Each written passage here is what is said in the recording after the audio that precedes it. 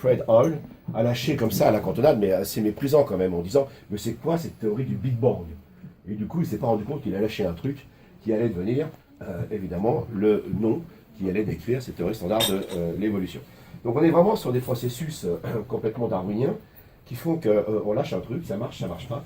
Et ce terme d'ubérisation, c'était l'objet de cette matinée, il y convient quand même de lui mettre des concepts, des analyses, cette organisation qui était prévue. Mais on s'aperçoit que l'usage de ce terme correspond effectivement au sentiment qu'on est une société qui change, qui a déjà changé. Alors, je ne sais pas si vous connaissez ce livre collectif qui s'appelle Homo numericus au travail. Vraiment, je vous conseille d'aller jeter un petit coup d'œil. C'est pas que j'en ai fait la préface, je ne suis pas l'initiative. Mais déjà, dans ce livre, vous avez l'ensemble des éléments dans les entreprises que tu connais bien, Didier, qui ont déjà changé dans le monde du travail, le e-management, etc., etc. Donc, j'en parle dans les détails. Mais ce changement, il n'est pas à venir, il est déjà là. Et le terme d'ubérisation, dans son succès, malgré sa polysémie, au fait que nous avons besoin d'un nom pour décrire un phénomène qui se passe, mais un phénomène que nous avons du mal à caractériser et dont nous mesurons déjà les conséquences. Alors c'est marrant parce que le numérique, normalement, nous permettrait de faciliter les choses. Vous tous, vous voyagez, il suffit de revenir d'un voyage, vous avez votre passeport, votre carte d'identité, et la police des airs à la frontière identifie évidemment qui vous êtes. Mais ça ne marche pas à l'Assemblée nationale. Voilà. Donc voilà des paradoxes. Okay. Donc les termes d'ubérisation, sans vouloir être pompeux, il est très clair que depuis Condorcet, on a, oui, non, mais attendez, on sait que le monde change, mais on n'a pas d'idéologie ou de schéma de société qui va avec. Les grandes idéologies du XXe siècle, de gauche comme de droite, on sait où ça en est aujourd'hui, et très clairement, on sait que le monde change, et on n'a pas de nom à donner sur ce projet de société qui n'en a pas. Donc on sait que ça change, mais on n'a pas de perspective, en tout cas, on ne sait pas où ça va. Donc ça, c'est donc après plus de 2 siècles, c'est un phénomène assez intéressant. Donc, l'ubérisation au sens strict. Donc ce qu'on appelle l'apisation, pardon pour ce terme, on va quand même avoir pas mal de néologismes, c'est ce que vous utilisez, toutes ces applications qui permettent de mettre en relation directement des donneurs de services avec des clients, avec une très bonne qualité. Et par ailleurs, on sait que déjà, ça a beaucoup changé le monde des entreprises, en tout cas une partie, parce que le B2B aujourd'hui est devenu un B2C, le C2C rentre dans le B2B. Donc on a aujourd'hui un maillage absolument étonnant d'une massification de la personnalisation des services. Alors ça, c'est quand même un phénomène nouveau qui n'a rien à voir avec ce qu'a été la révolution industrielle, où effectivement on produisait des produits en grande quantité, ensuite on faisait du marketing, sauf qu'aujourd'hui on est dans un phénomène de personnalisation massive qui, évidemment, est autorisée par ces outils, mais qui, comme on va le voir, a déjà impacté énormément de choses dans le monde de la médecine. Donc, ça c'est l'ubérisation au sens strict, l'utilisation des applications, et puis surtout, pour revenir à Jeremy Rifkin, on sait, et c'était une expression donnée par Maurice Lévy, c'est qu'aujourd'hui tout le monde peut se faire ubériser, mais surtout par des acteurs qui n'ont rien à voir avec le secteur dans lequel vous êtes. Et aujourd'hui, ça ne coûte rien. Quand vous utilisez une application, les gens qui ont fait ces applications, ça ne leur a pas coûté grand-chose. Donc déjà, il y a un investissement très limité. Ensuite, c'est sélectionné ou ça ne l'est pas. Si ça ne l'est pas, c'est pas grave. Et Twitter, c'est exactement ça. Il y a des garçons et des filles qui se réunissent, c'est pas tout à fait la vraie histoire, mais qu'importe. Ils disent, tiens, on aimerait bien un système de messagerie court pour nos amis. Ils ont fait ça encore dans un hackathon. Il y a une petite légende, comme toujours, dans ces histoires-là, comme vous le savez. Mais là, c'est pas grave. On était entre copains, entre copines, on crée cette application, c'est pas utilisé. Quelle importance, on a passé un bon moment ensemble, un moment humanitaire, un moment humain, un moment de convivialité, dépouillage, comme on dit chez les singes. Et si c'est pas pris, bah, ça n'a rien coûté.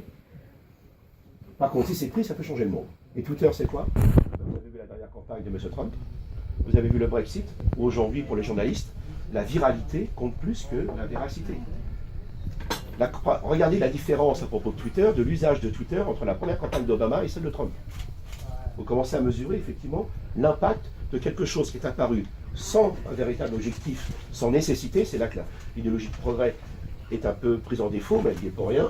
C'est qu'effectivement, on a toujours cru que les inventions étaient les filles d'une nécessité. Là, c'est des gens qui font des choses qui ne correspondent pas à un projet de société, c'est lié à la convivialité, et ça peut changer le monde. Je rappelle aussi Twitter, les printemps arabes, vous connaissez, et ça c'est aussi aujourd'hui les systèmes de spéculation à la City sur les opinions des personnes concernant les valeurs, avec des algorithmes automatiques, donc big data. Donc tout ça, ça va extrêmement vite, et une fois que ces systèmes sont partis, évidemment, ça modifie le monde, et c'est bien un processus darwinien de variation-sélection.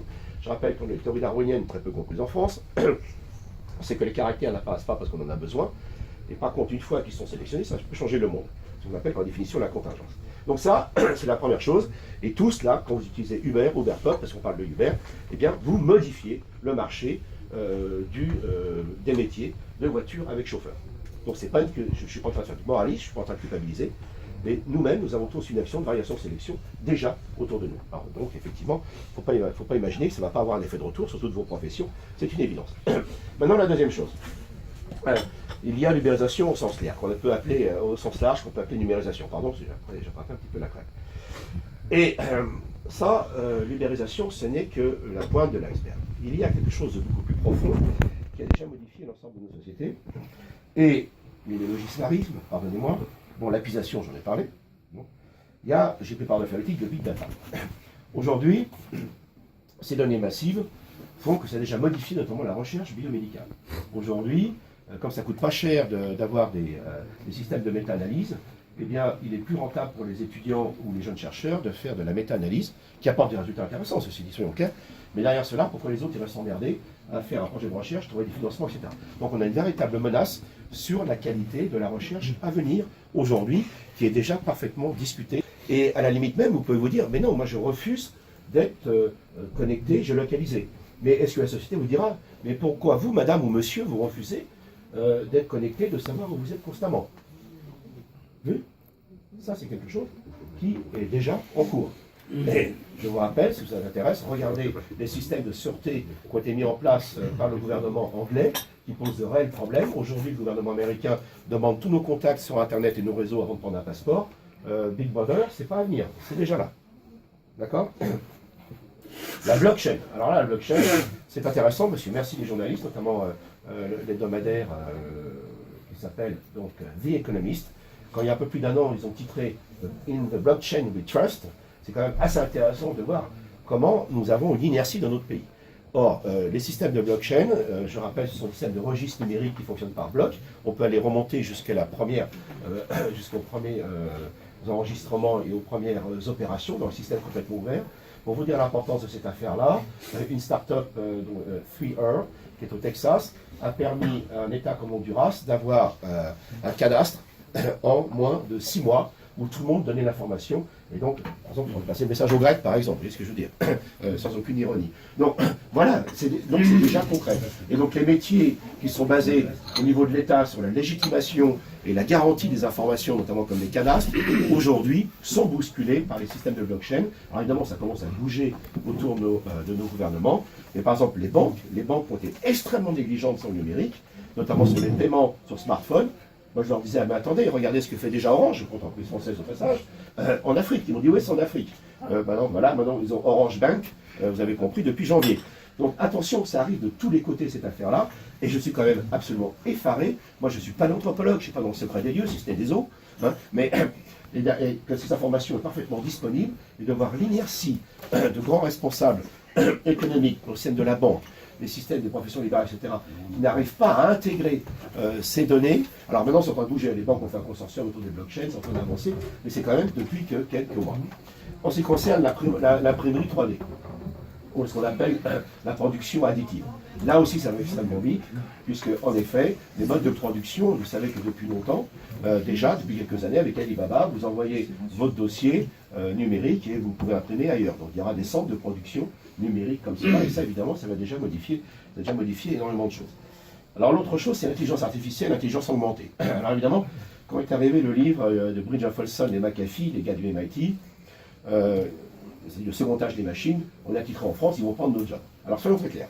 Si on réfléchit au monde qui vient, à partir des critères de notre société qui est en train de changer, ça va être extrêmement difficile parce qu'on ne verra que des destructions.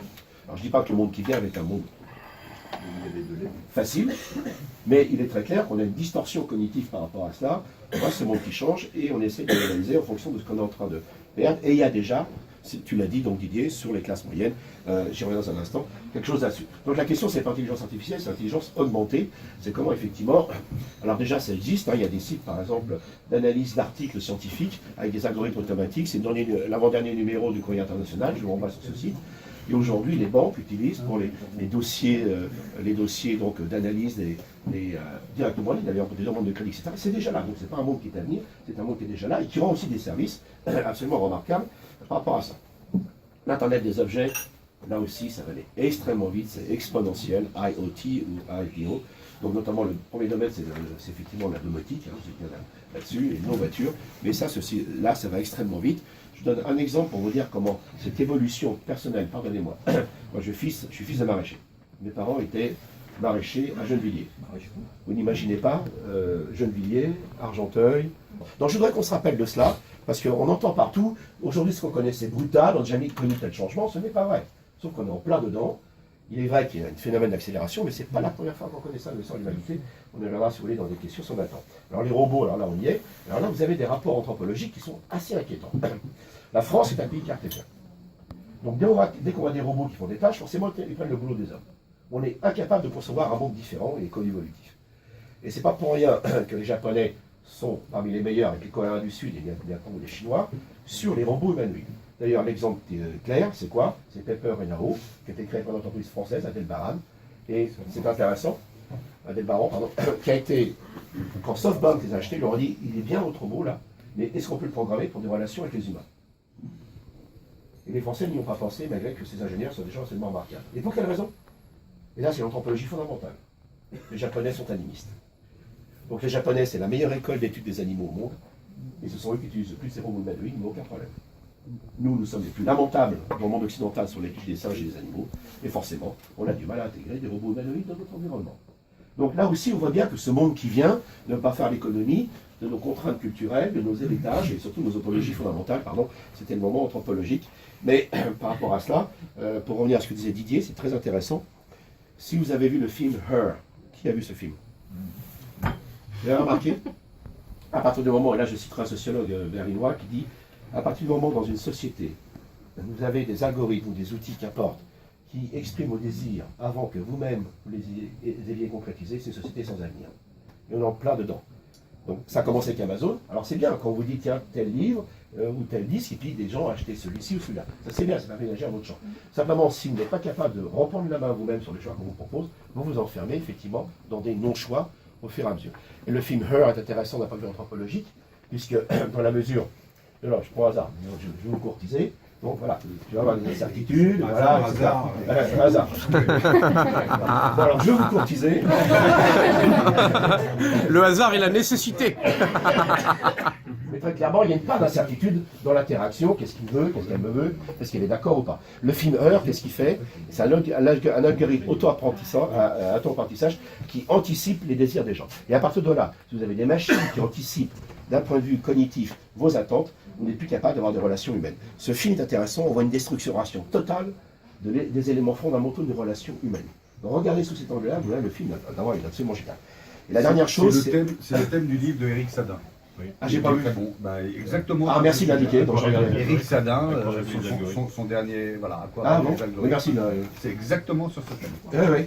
Mais le film est remarquable à cet égard. Les personnes sont de plus en plus asexuées, c'est intéressant. Et réaliste, je vois. Le film est réaliste. Ah non, le film est... Tout va bien. Le film... non, mais je pense que c'est une très bonne anticipation. Alors, et aujourd'hui, la start-upisation, donc on le voit bien effectivement, pardon pour cette nouveau néologisme, les start-up, en effet, ont des capacités de réaction extrêmement rapides qu'on n'a pas connues avec la sortie tout à l'heure, et qui en effet font qu'aujourd'hui, la plupart des grands groupes, et Didier le sait très bien, sont capables, sans parler de mode projet, coévolutif, grands groupes, etc., ce n'est pas un coup d'état des grands singes. C'est qu'en fait, nos scientifiques chimpanzés ont attrapé une femme qui ne parle pas, ce sont des animaux, comme chez nous dans notre monde cartésien. Et donc ils font une espèce de psychanalyse hypnotique où elle vide sa mémoire dure. Et là elle dit, tout allait bien sur la planète Soror. Nous avions des machines qui produisaient les biens dont nous avions nécessité. Et nous avions aussi domestiqué les grands singes qui pourvoyaient à tous les services les plus compliqués autour de nous. Mais pendant ce temps, nous avons cessé d'être actifs physiquement et intellectuellement. Même les livres enfantins ne nous intéressaient plus. Et pendant ce temps, ils nous regardaient. Donc le vrai danger ne vient pas des machines, ça va être dans notre capacité, à nous les humains, effectivement, comme le disait très bien Didier, à maintenir une relation humaine avec ces machines, donc l'intelligence augmentée, sinon c'est l'intelligence artificielle. Et là, la balle est dans notre camp, c'est nous qui les créons, c'est notre classe. C'est comme le golem, donc c'est intéressant. D'ailleurs, je rappelle le thème de robot, c'est aussi issu de la culture juive de Prague. De Prague. De Prague, absolument. Donc voilà. Donc aujourd'hui, que se passe-t-il? Comment on peut analyser rapidement le changement de société actuelle? Vous connaissez les livres de Piketty, on parle de l'augmentation des inégalités, etc. Où je suis surpris, mais vous me corrigerez, c'est qu'on ne distingue pas les inégalités du monde d'avant et les inégalités du monde émergent. Et ce ne sont pas les mêmes.